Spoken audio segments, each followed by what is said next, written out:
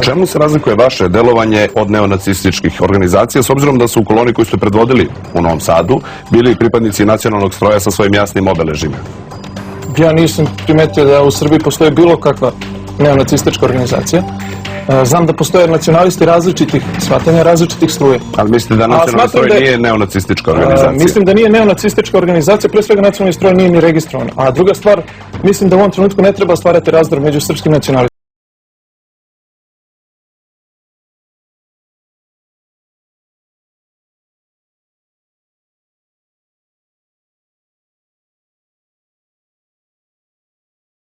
Opišite jednim pridevom političku scenu u Srbiji. Kako bi rekao Dimitrija Љотиć, ovdašnja partijska politika je brlog u kome se prasci valjaju.